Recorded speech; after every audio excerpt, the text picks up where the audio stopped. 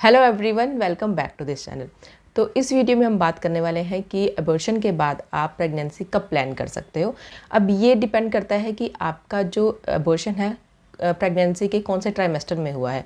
अगर आपकी प्रेगनेंसी के फर्स्ट ट्राइमेस्टर में यानी कि फर्स्ट 2 और 3 मंथ्स में अगर आपका मिसकैरेज हो गया या अबॉर्शन हो गया है तो कहा जाता है कि आप 1 महीने का गैप रख के फिर से आप कंसीव कर सकते हो, क्योंकि उस टाइम पे आपकी बॉडी को इतने रेस्ट की ज़रूरत नहीं होती है, आप रिकवर जल्दी कर लेते हो।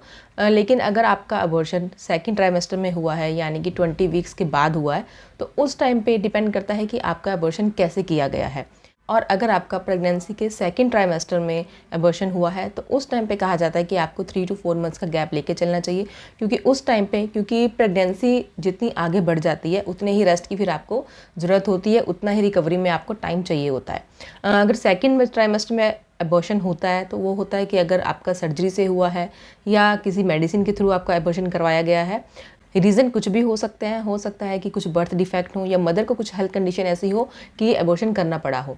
तो उसके बाद आपको डॉक्टर बताते हैं कि आप इतना 3 या 4 महीने का गैप लेके या 6 महीने का गैप लेके किसी किसी केस में आप उसके बाद प्रेगनेंसी प्लान कर सकते हो। क्योंकि कभी कभी होता है किसी लेडी में कि सर्जरी के थ्रू अबॉर्शन करने पर उनकी जो यूट्राइन जो लाइनिंग होती है उसमें कुछ ना कुछ इन्फेक्शन हो जाता है, या वो इन्फेक्शन कभी कभी होता है फेलोपियन ट्यूब में भी फैल जाता है। तो उसको रिकवर करने के लिए जो आपकी मेडिसिन चलती है, जो ट्रीटमेंट चलता है, उसको टाइम लगता है आपकी बॉडी को रिकवर होने में।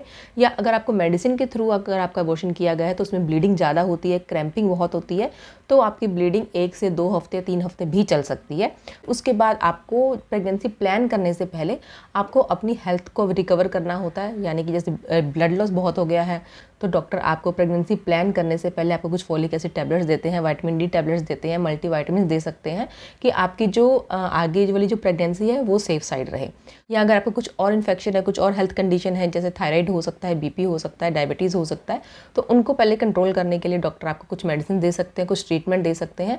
इसलिए भी डॉक्टर सजेस्ट करते हैं कि पहले जिस रीज़न से अबॉर्शन करना पड़ा है वो रीज़न पहले दूर किए जाते हैं। उसके बाद डॉक्टर आपको कुछ प्रीनेटल विटामिन भी देते हैं, फिर आपको प्रिपेयर करते हैं अपनी नेक्स्ट प्रेगनेंसी के लिए। और साथ भी आपको एक अच्छी डाइट भी लेनी चाहिए। सो होप ये वीडियो आप सबके लिए हेल्पफुल है। अगर पसंद आया तो इसे लाइक कीजिए, शेयर कीजिए और सब्सक्राइब कीजिए ऐसी और वीडियोज़ के लिए। Thank you for watching.